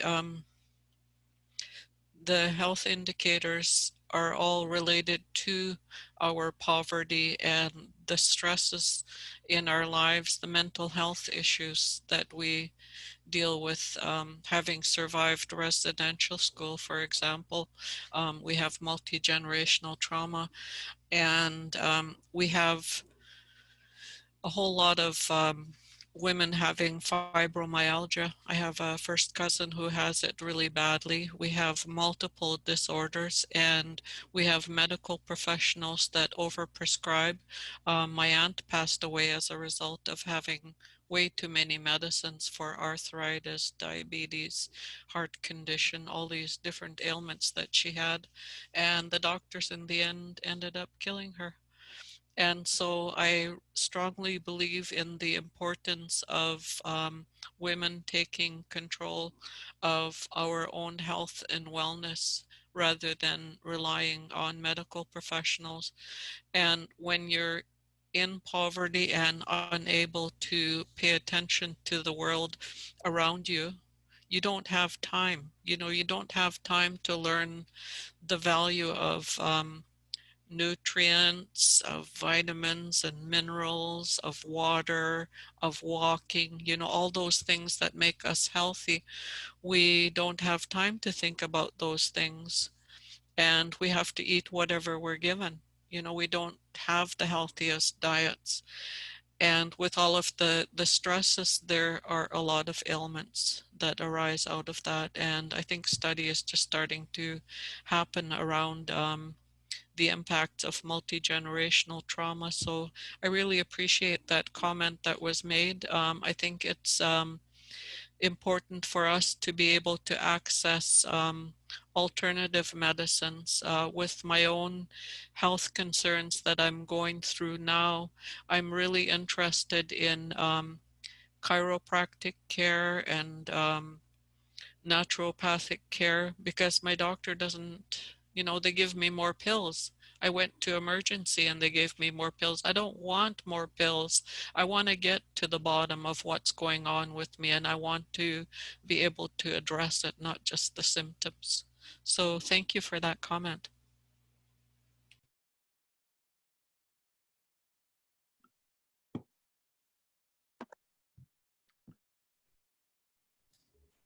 I see Grace and I see Sheila.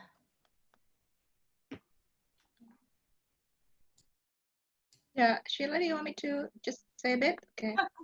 Go. So like Faye mentioned, like Aboriginal women have multiple issues regarding health. It's the same for immigrant women, particularly live-in caregivers as they are aging. There's an increasing number of people in the live-in caregiver program or in the temporary workers program, especially women who are accessing hospitalization, have multiple healthcare issues, primarily because of the work that they've been doing. So a lot of heavy work past the stress and the concern of effects of low income. So again, there's a huge issue around what to do. And I think part of the issue as well is that the people in the healthcare systems, the ones that are delivering the frontline work are women. But the ones making the decisions, the ones that are occupying the management roles are the women, are the men. The doctors are men mostly. It's not enough women doctors, it's mostly, and so they're the ones making those decisions that impact how women are accessing healthcare. So in regards to seniors, like older women, when they go to emergency, they're unlikely to get attention as much as men, older men. So again, that's another issue. All of this stems from the fact that we are managed by men, and that what they're recommending are immediate pills, like not an alternative way of how to address not what's ailing us. They're just putting in a temporary alleviation to the symptom, not actually like what Faye was saying. Again, what I'm pointing out is that the women who work in the healthcare system, they need to be able to, one, have some say in how a patient care is done, so that women will have access to care that is not necessarily medically based. It can be some other alternative that is affordable and is useful for women. So I think that's what I can contribute at this point. Thank you. Thanks so much. And I saw Sheila's hand go up, and I also see Faye. Yeah, just very quickly, I think we're just beginning to see what COVID is adding to all of this for women. And I think it will be a while until we have enough information, till we know like the extent of it, because women are now, so many of them already have all of these demands on them. And now so many are, working from home, looking after kids at home, trying to manage the isolation. It's a lot. And then the other thing is, again, the way the income security benefits so far have been rolled out by the government in this new package, they have this very minimal, like 2-week benefit for somebody who is affected by COVID. So the example they give is if a family member gets COVID and you have to isolate, you can get this benefit for 2 weeks. But then what if you get COVID? What if your second child gets COVID? What if you don't get better? All of our models of income security and in the healthcare system so far too, seem to presume that after 2 weeks, you're either dead or you're better.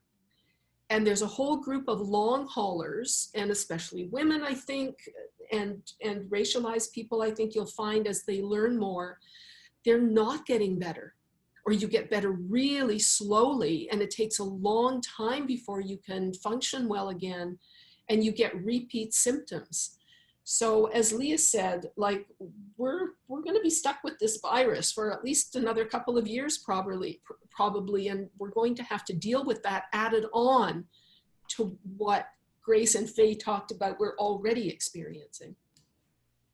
Thank you, Sheila. So now we're technically out of time, but I would like to give Charie and Faye the last couple of minutes here before we sign off. So maybe Charie, I'll give you a chance to talk, and then Faye, if you want to finish off. Hi, yeah, I'll try to make it as short as possible, but from some of the questions that came up, especially Savannah's question on how can we look at basic income so that it's not, I guess, absorbed by those opposing, and also the question of choice. I think a lot, I'm thinking a lot about how if we have this plan of what basic income looks like, whose hands is it best to be implemented by? And I think that helps with thinking about how can we make sure that it's, I guess, in the right hands.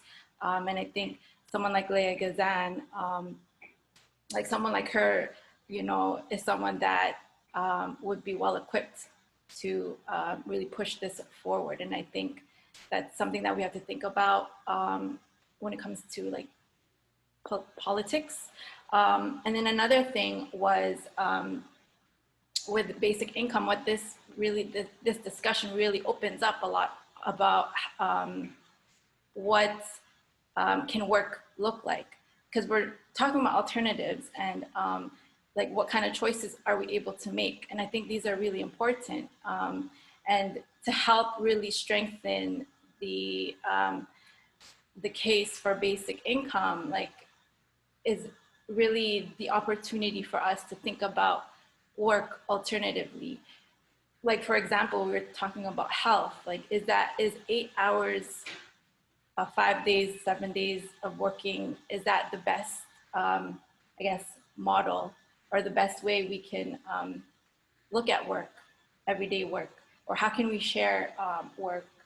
And how do we think about health and work? Like, these are all things that I think as part of basic, this basic income discussion, it's opening up a lot. So I think that's what I wanted to say. Like, a lot of things are coming up due to, you know, our discussion. So I think this is a step towards like us the right direction in us being able to obtain, you know, something genuine with work and choice. Yeah, I'll leave it at that. Thanks so much, Charie. And Faye, maybe a few last words from you, and then maybe if we can get 1 or 2 sentences from each person about what audience members can do or what we can do now. I know Leah gave us some really concrete things. I know Kim did, but you know, what can people do to learn more or to help? So Faye. Okay, I just wanted to say that as First Nations, the jurisdiction between the province and the feds has been a sore spot, and it's been a site of oppression, and the healthcare system is just one more of those. We've had an inquiry on residential school. It didn't really look at the issue of education per se, but our education as First Nations is still denied to us. We still are being put into special needs classrooms, and child welfare is coming to a fore as well with the 60 Scoop survivors. But in healthcare, just for people that are across the country, there is some, I hesitate to call it an inquiry, but there is something happening in BC because healthcare professionals have been playing this game of guessing what the alcohol level is of the First Nations people coming into emergency. And the racism in the healthcare system is horrendous. I live up in Campbell River, and my first cousin went into emergency and they sent her home with whatever pills, and the next day she went in again, and by then she had had a stroke and she was pretty seriously damaged. And this is a common occurrence, and it's really frustrating that the programs and services for First Nations people are a site of oppression, another form of subjugating us so that we have less choices, as we've been talking about. Thank you. Thanks so much, Faye. All right, I'm going to try, and it's going to be like a lightning round, okay? So name one thing that you think that the audience could take away from this, one thing that they can do. Why don't we start just on my screen here? Let's start with Faye, since you were just up. Oh, sorry, you might be. Yeah, I muted myself.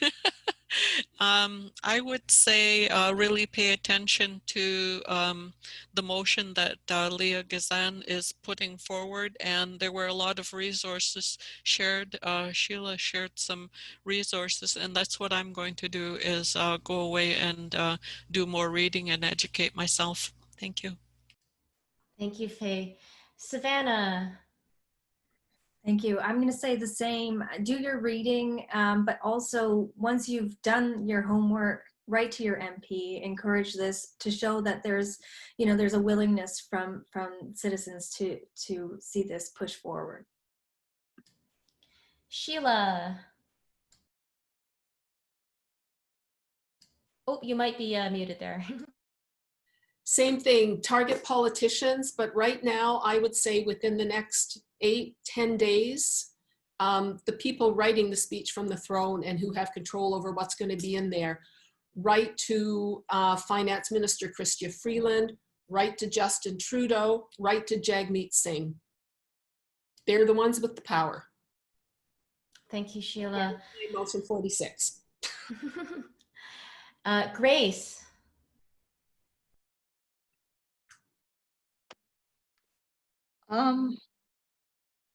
Everything that Faye, Sheila, and Savannah said, I support that. And at the same time, also, after you've done your reading, it's important to spread the word. A lot of people don't know, so share what you've read. Talk to a lot of people that you know. And if people argue with you, be prepared with your readings and your knowledge and your skill, and argue that instead of just saying, I'm not going to convince you. There's no need to convince people, but it's important to educate them. Maybe they come out and read what you've been reading. So it's important to spread it, not just to politicians, but to people around you. Thank you. Thanks, Grace. And Charie.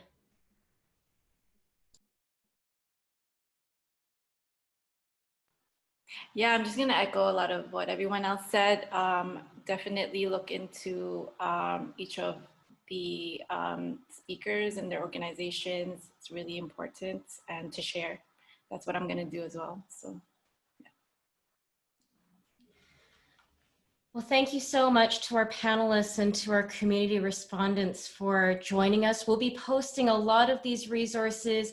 I've seen a lot of questions come in on the Q&A, and I'm sorry we couldn't get to all of them, but we invite you to keep in touch with us on Facebook and on our website. Absolutely, somebody asked, is there somewhere we can donate to? You can look at, we'll be posting links to all of these women's organizations, all of these basic income organizations, and you can check them out there. A lot of these organizations also have letter writing templates that you can use in your communications with your MPs. And otherwise, we thank you very much for joining us, and we thank these women and these organizations for giving us their time on a Sunday. So with that, I'll close the panel. Thank you very much.